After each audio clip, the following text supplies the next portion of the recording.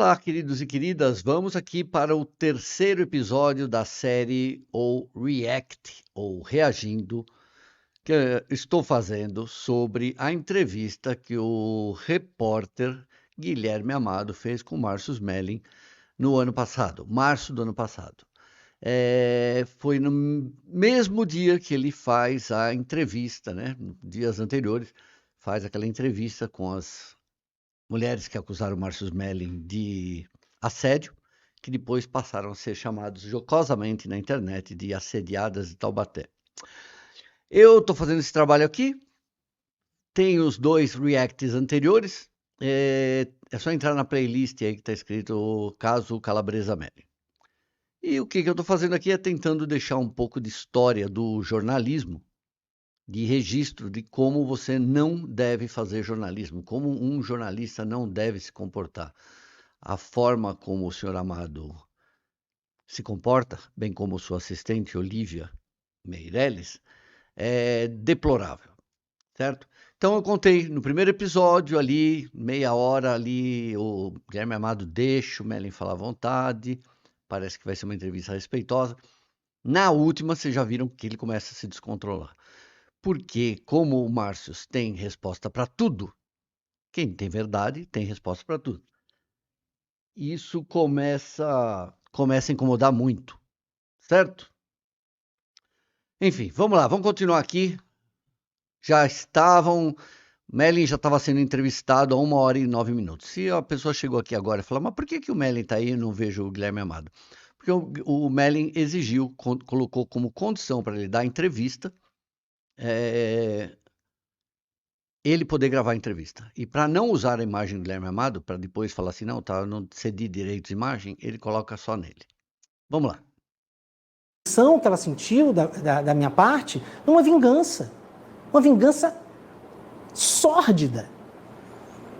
É uma pessoa que se vinga de mim sordidamente. Tá falando da Verônica sordidamente. Ela junta um grupo, ela traz advogada, ela pressiona a mulher. Mulheres tiveram que dar queixa dela na Globo. Isso está na delegacia. Mulheres dizendo que foram pressionadas pela Verônica até o final para que se dissessem assediadas também. Verônica Debon foi namorada do Márcio Smelling durante cerca de 1 ano. Eles tinham uma ótima relação. Quando eles começam a ter o relacionamento, eles já tinham viajado juntos, feito peça de teatro junto. E é um amor, assim, devastador, né? Aquele avassalador, principalmente para ela. Ela simplesmente se apaixona por ele. O Márcio não. O Márcio não era mais casado, lembrando que depois de 2016 ele não era mais casado. Esses relacionamentos todos ele está solteiro. Só que ela começa a pegar muito no pé dele, sabe? Toda hora, amor, querido, não sei o quê. Ela manda, inclusive, mensagens pornô para ele. Como todo casal faz, né? Não manda nude, né? Manda mensagem picante. Olha, amor, eu gosto de me esfregar na sua cara. Você viu ontem como foi, né? E quando o Márcio começa a se afastar dela, porque ela começa a ficar grudenta, ela tem uma crise um dia de raiva e fala para ele que ele é um defendido, que o sonho dela era casar com ele. Eu tenho todas essas mensagens postadas no meu site e aqui no YouTube. Que queria casar com ele, que levou um pé na bunda e que agora não sei o quê. E depois ela vai se vingar gravando o Márcio dentro da casa dele. Quando a Dani Calabresa já tinha acusado, em dezembro de 2019, a Verônica Debon vai na casa do chefe dela, porque ele era o chefe dela, para gravar, para ver se pegava alguma conversa que pudesse ser usada contra ele. E essa gravação vai parar na revista Piauí. É legal, isso é bacana, você ir em cima de outras mulheres para dizer assim, você tem que dizer que foi assediada por ele. Ela convenceu o núcleo mais próximo dela. Esse núcleo todo que me acusa é todo próximo. As testemunhas, que algumas vou saber já, mas devem ser as mesmas lá do inquérito, as testemunhas que vão lá depor, 99,9% das testemunhas dizem que tinham uma visão da história e passaram a ter outra depois que conversaram com a Verônica. Todas falam a mesma história. Todas citam a Verônica.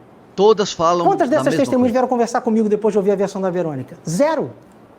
A gente vai ter umas perguntas específicas sobre o caso da Verônica. Zero. Não, eu quero dizer o seguinte, só para completar. Foi um caso forjado. foi um caso mal forjado, em que a própria advogada foi condenada pelo Tribunal de Ética e Disciplina da OAB do Distrito Federal. Condenada num tribunal de ética, uma advogada defensora de mulheres. É fácil isso acontecer? Não é fácil. Você precisa provar muito que ela agiu errado. E mais, na última petição que elas fazem à Justiça, elas tentam dizer, depois fica muito claro que elas combinaram uma versão, elas tentam dizer que não se conhecem. E eu estou contando isso aqui porque já saiu na imprensa. Vocês acreditam? Depois que caiu por terra tudo, porque dá para ver que é combinado, ele sempre imprensava a mulher na parede. Aí ele fez isso. Aí ele não tem uma mensagem, gente, uma única mensagem dele pedindo qualquer favor para elas, muito menos sexuais. O que tem é o contrário, é muito charminho do outro lado. E aí, na hora do desespero, veja o coisa surreal que é esse caso. Elas mentem, tem foto delas, centenas de fotos nas redes sociais dela abraçadas, queridos, viajando, brindando, rindo, né? E aí elas falam no Ministério Público que elas não se conheciam. Olha o nível que se chegou nesse caso. Elas tentam dizer que não se conhecem, que uma não sabia da outra, tendo a mesma advogada, tendo um grupo de WhatsApp delas. Elas tentam dizer que não se conhecem. A troco de quê? Depois que elas denunciam ele, porque assim, tem as trocas de conversa de todas elas, e elas não entregam, né? Elas nunca citaram absolutamente nada do Márcio Smelling. Quando acontece essa história, a denúncia, imediatamente elas criam um grupo de WhatsApp para relembrar coisas que ele tinha feito. Até então não tinha nada. Gente, é manipulação do começo ao fim. Sem contar a dona Verônica Debon, né? Que vai no Ministério Público, fala que no dia que eles transaram pela primeira vez, que o Márcio criou um grupo de WhatsApp chamado, sei lá, Transamos, alguma coisa assim. E ele colocou isso publicamente dentro do núcleo de dramaturgia e ela se sentiu muito humilhada. Poxa, um grupo. Quem criou o grupo foi ela, gente. E o grupo chama Sexo. E aí a pergunta que fica, que eu queria deixar é assim, por que numa acusação de 8 pessoas e várias testemunhas contra uma pessoa, precisa ter essa quantidade de mentiras? E quantas mentiras eu vou ter que provar para encerrar esse caso? E por que 2 anos e meio depois, com 1.200 páginas e dezenas de testemunhas, eu nem virei réu? Agora essa virou, acusação, né? no mínimo, uma promotora é muito entrou frágil. lá para fazer isso Porque mesmo. eu nem virei réu 2 anos depois. Se eu fosse 10% do que a Piauí narrou, eu já era réu há mais de 1 ano. O Márcio foi investigado por 1 ano e meio, por uma só delegada e por uma só promotora. É a chamada promotora natural do caso, 2 mulheres.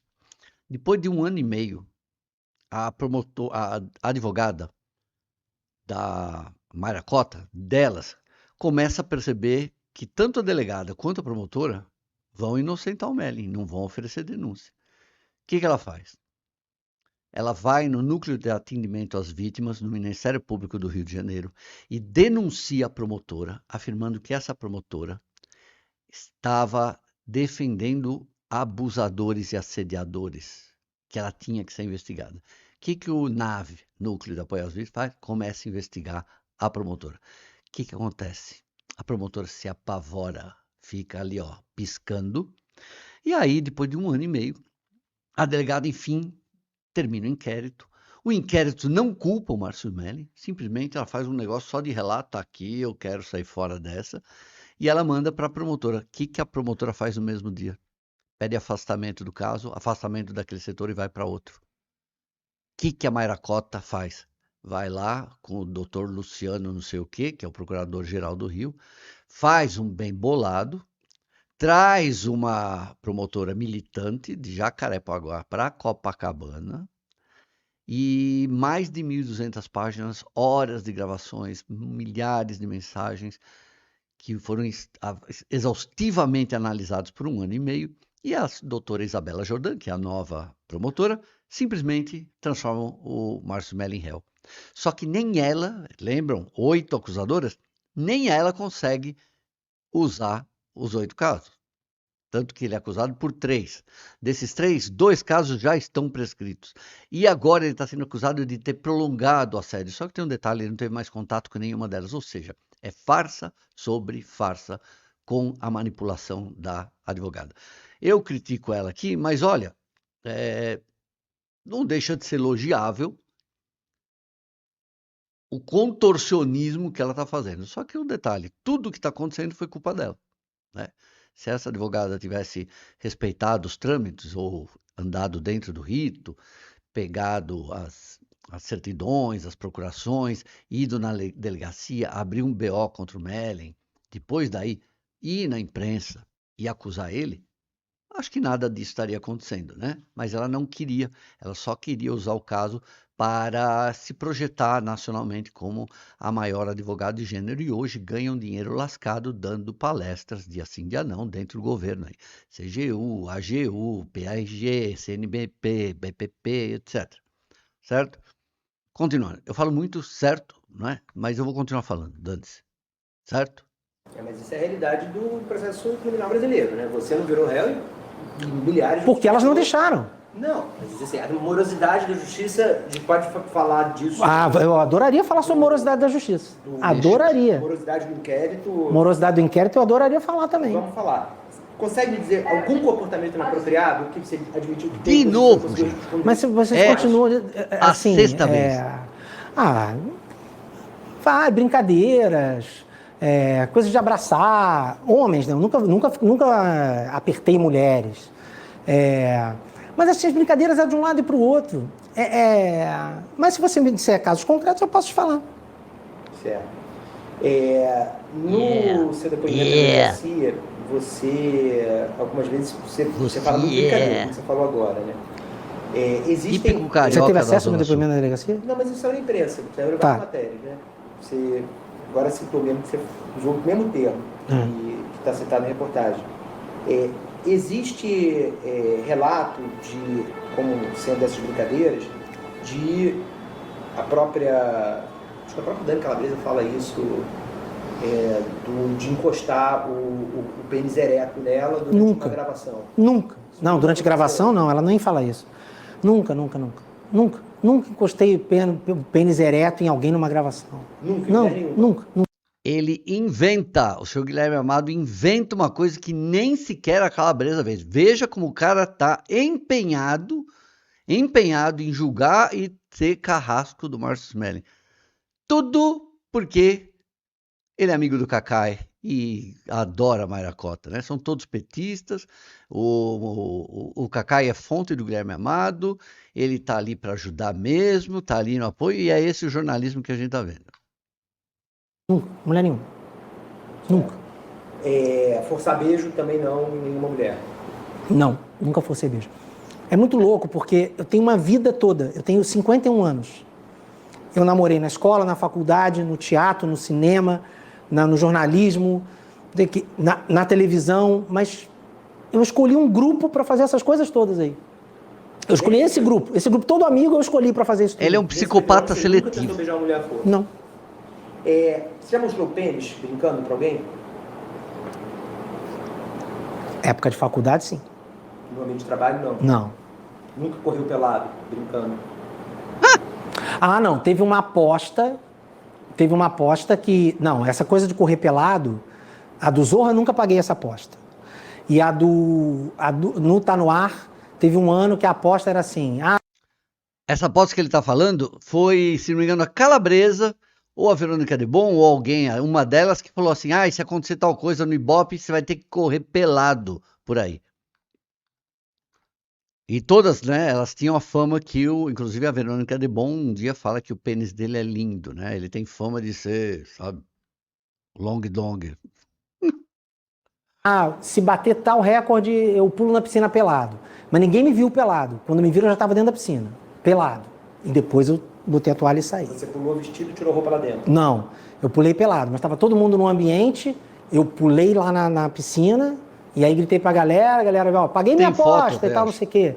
E aí até fiquei fugindo das luzes que tinham na piscina. Mas na época todo mundo riu, brincou.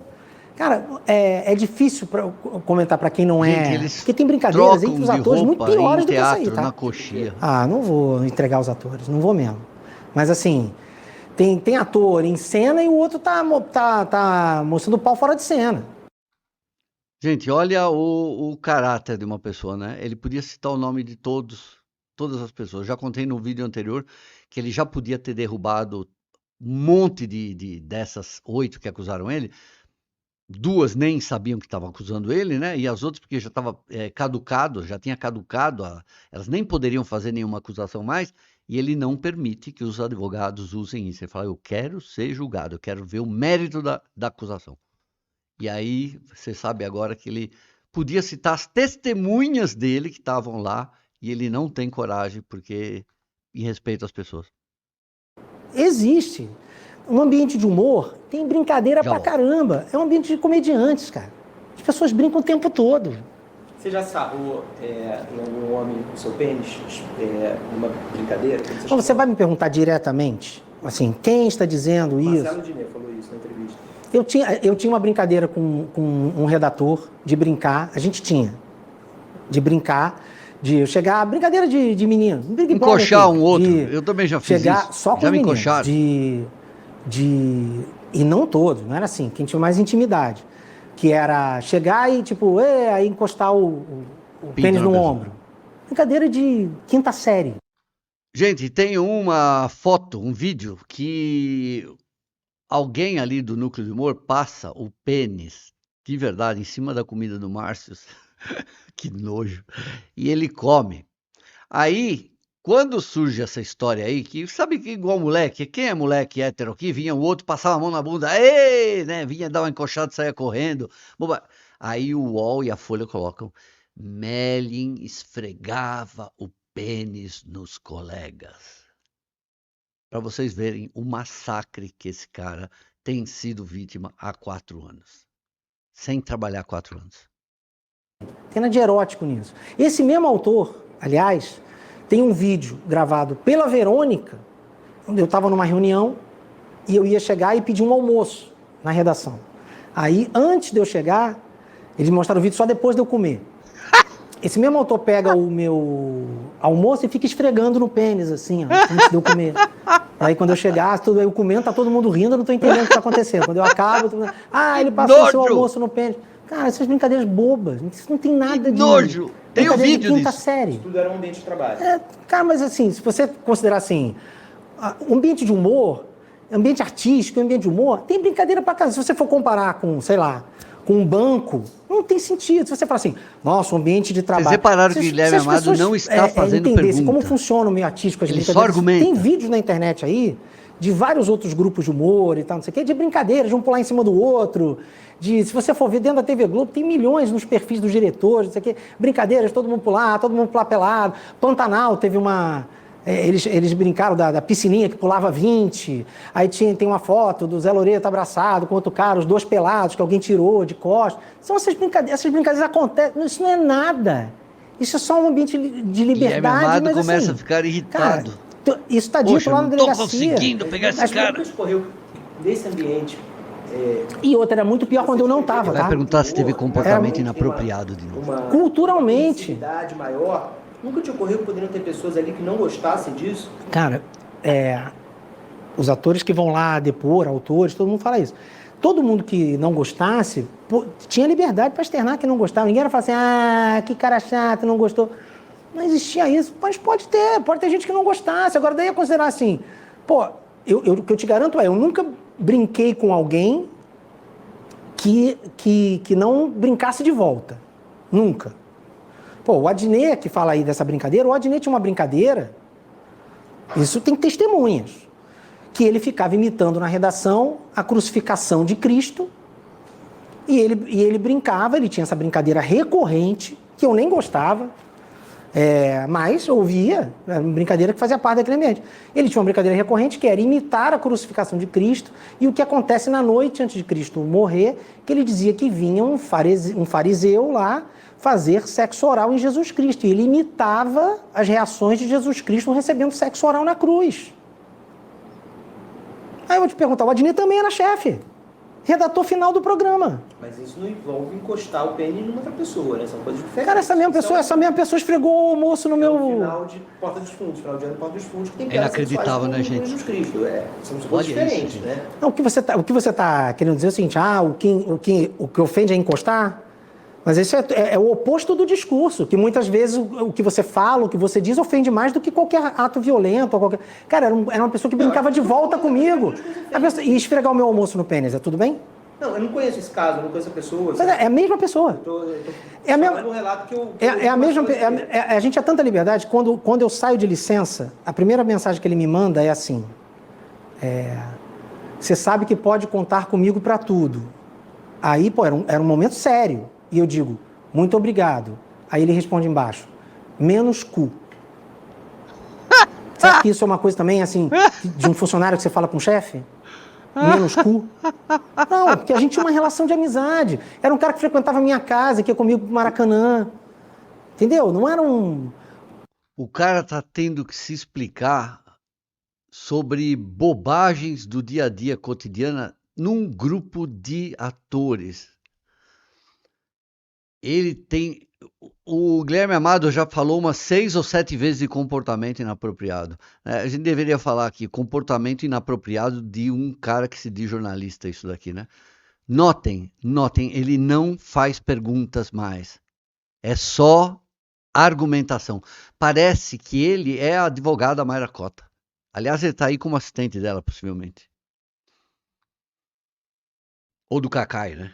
Essas coisas se misturam. A gente tem relacionamentos lá dentro, amizade lá dentro, viagem com as pessoas. Essa pessoa viajava comigo. São amigos, gente. Você alguma vez recebeu algum funcionária sua de cueca? Quando abriu a porta, você estava de cueca para essa pessoa? Quem disse isso? Me ajuda aqui, Olivia. Foi Luciana Fregoleni? Luciana Fregolenti. Luciana Fregolenti é um belíssimo capítulo, porque ela, Maria Clara Gueiros e a Verônica Demon são as artífices desse golpe aí. Agora, Luciana Fregolenti amava esta brincadeira. Fregolenti, amava esta brincadeira. Ela via falando dos próprios lá peitos. do passado, de trote, que era assim, você recebia a pessoa no primeiro dia de trabalho de cueca. A pessoa tomava aqueles... Homens e mulheres. Eu confirmei isso com outros redatores, tá? Babaca, Ex-redatores recreio, do de Zorro. quinta série. O que eu quero dizer é o seguinte, não tem nada erotizante aí, não tem nada de malicioso. As pessoas pediam, hoje vai chegar Gente, é um fulano grupo de novo. teatro que As troca mulheres pediam. de roupa junto pediam na para fazer essa coxinha. brincadeira de cueca. Tem mensagem. A Luciana Fregolenti é muito engraçada, porque... Engraçado não, né? Não tem nada engraçado nessa história. Seria engraçado se não fosse trágico. Mas assim, essa... assim, se tornou uma artífice do grande golpe. Ela se viu contrariada, perdendo espaço na empresa, e ela deu o golpe mesmo. Ela queria um crédito que ela não teve. Luciana Fregolenti é uma autora.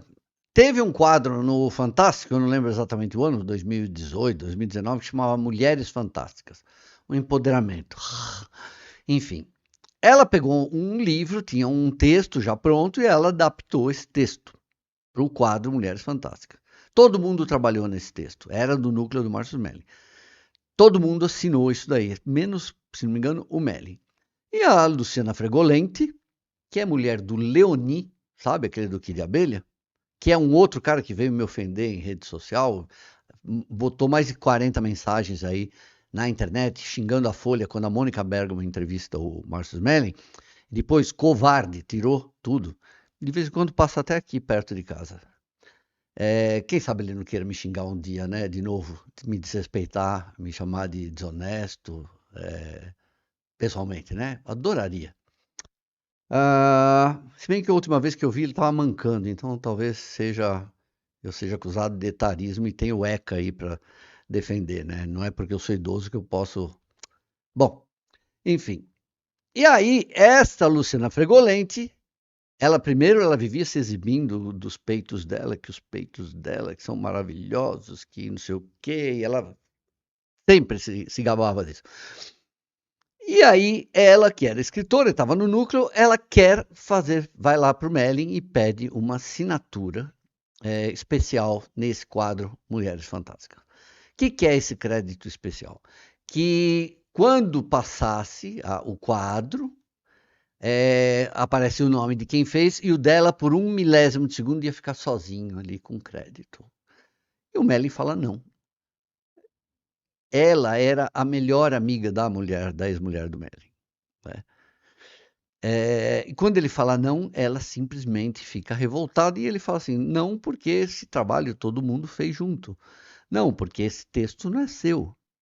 E aí, quando ela consegue, com as outras, demitir o Márcio Smelling, afastar ele da empresa, sabe a primeira coisa que ela faz? Vai no departamento de desenvolvimento e acompanhamento artístico e exige a assinatura. E quem tiver Globoplay, entra aí, escreve Mulheres Fantásticas no Globoplay, que é um quadro que saiu no Fantástico, e você vai ver lá o nome dela, um crédito especial sobre isso.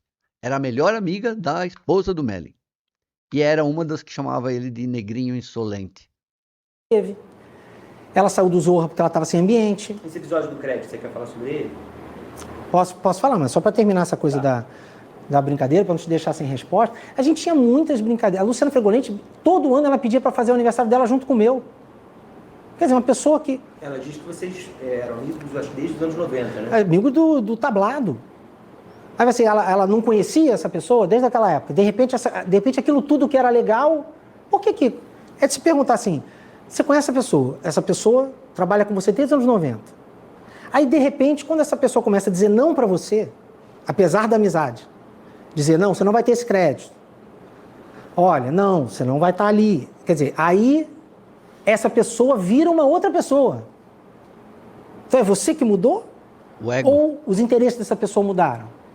Mas no seu caso mudou também, né? Então a sua relação com elas também mudou, porque você virou chefe. Isso faz De novo, já falaram isso 2 vezes. Mas eu acho oportunista quando a pessoa quer me considerar chefe, só quando interessa que eu seja o chefe. Porque quando eu sou o amigo, o chefe amigo, é muito bacana. Porque eu já era chefe quando a Luciana me chama para viajar, quando me chama para fazer aniversário junto. Você chama o seu chefe para fazer aniversário junto com você e com a sua filha? Você chama o seu chefe para passar o fim de ano com você, na sua casa? Passar o carnaval? Mas eu estou dizendo que é certo. Quem está dizendo que é errado são elas. Eu estou dizendo que é certo. Você acha que é certo misturar as duas coisas? Sempre foi. Historicamente, até hoje é. Sempre vai ser. No meio artístico, as coisas são fluidas, as pessoas viram amigas. A gente vem do teatro, porque o Guilherme Amado não tem amigos. E desfazer Ele só tem famílias. interesse. A gente viaja com a peça e você fica tomando café da manhã, almoço e jantar com aquelas pessoas, você dorme no mesmo hotel com aquelas pessoas. Cacá e amigo Você vê dele. mais aquelas pessoas que é a sua família. Aquelas pessoas viram seus amigos, é com elas que você toma café, que você fala seus problemas. Você acha correto até hoje? Até hoje, Não mudou tua opinião? eu não mudei minha opinião. Eu acho que quando você vira um chefe como eu virei no final, eu poderia ter tido cuidados maiores. Tipo o quê? Cuidados maiores, tipo assim, não ter... Isso até tive. Que era assim, como eu delegava muito, graças a Deus eu tive reuniões sozinha com pessoas, que eu poderia ter tido sozinha com pessoas que tinham uma mulher na sala, uma assistente, uma redatora final. Mas há 10 anos atrás, se eu ia demitir uma pessoa, mulher ou homem, demitido do programa, não da Globo, eu me reunia com ela numa sala, eu e essa pessoa. Hoje eu vejo, com tudo que existe no mundo hoje, que se essa pessoa sai da sala e diz assim, ele me ofereceu que se eu desse para ele, eu continuaria no trabalho, a pessoa podia falar. E outra, Ninguém fala isso. Eu virei chefe Nem na elas. TV Globo, eu não apresentei currículo de MBA na TV Globo, de administrador de empresas. Eu entendi. Para você ter uma ideia, ele é jornalista, tá? O Melling é jornalista, teve uma agência de notícias. Ele fez teatro tablado, mesmo que fez a Fregolente, acho que a Débora Alain, e ele no começo, ali antes, no início dos anos 2000, ele vendia textos para a Globo. Entrei lá como ator e autor. Quem me transformou em chefe foi a TV Globo. Isso eu aceito. Quem me viu, eu sei, mas quem me viu, Foi de uma promoção. eu sei, mas quem viu em mim características de chefe foi a TV Globo. Até aí, a cor do medo é a TV Globo. A TV Globo me chamou para ser chefe, eu topei. Porém, o que eu acho hoje, que acho que já existe, eu deveria ter tido um treinamento. Para dizer, olha, agora você não é mais colega, agora você é chefe. Isso você não pode mais fazer, isso você não pode mais fazer. Nos 50 anos de história da TV Globo já aconteceu isso, isso e isso. Então você não... Pergunta se eu tive isso. Hoje alguma tem vez. isso. Nunca. Pegaram um cara que era artista, colocaram de chefe e o barato era que eu continuava artista. Brincalhão. E essas brincadeiras, essas apostas, Pra você ter uma ideia, uma vez eu fui eu falei, pô, a Mauri Soares, que hoje é diretor de programação. Eu fazia essas coisas por diversão, não tinha nenhum desrespeito, tinha nenhum erotismo. Vou te dar um exemplo. Eu cheguei para a Mauri e falei assim, eu não lembro exatamente o pedido, mas era uma coisa assim, pô, Mauri, esse especial, nesse horário da grade é muito ruim. Se você me der tal horário que eu acho mais legal, Embora o Amaury é que entenda de grade, de tudo, mas o meu sentimento era que ele estava num horário meio escondido. Que se ele me desse um horário com mais visibilidade, eu vou aí agradecer vestido de coelhinho rosa. Ele deu o horário e eu fui até a programação da TV Globo, subi o prédio da Lopes Quintas, vestido de coelhinho rosa, e fui na sala dele agradecer. Tiramos fotos com a programação, todo mundo com coelhinho rosa. Era divertido, porque o meio artístico é assim, cara. O que tem de erótico e desrespeitoso nisso? É muito difícil para o Guilherme Amado entender a alegria, né? Entender camaradagem, entender o profissionalismo que essas pessoas têm ali dentro, gostarem uma das outras, né? Deve ser difícil. O Amaury entenderia, então, se a aposta em vez do coelhinho rosa fosse você chegar pelado na sala dele. Isso tem que perguntar para o Amaury. A gente perguntou de postar seu pênis funcionário de redação. Um dos relatos também, que certo também feito pelo Odinê, me corrija se eu estiver errado, mas eu acho que foi o Odinê, a história do boxe, né?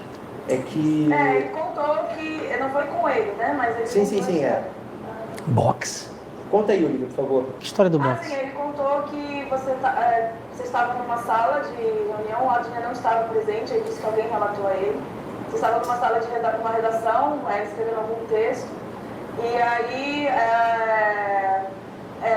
parece que alguém deu alguma ideia, e aí você falou, e quando eles falaram como se fosse uma coisa comum, quando a pessoa dava ideia, que você gostasse, você falava alguma coisa, eu estou com muito tesão em você, você ficou muito gostosa. E com os homens era costume você encostar o pênis neles, assim. De novo, gente.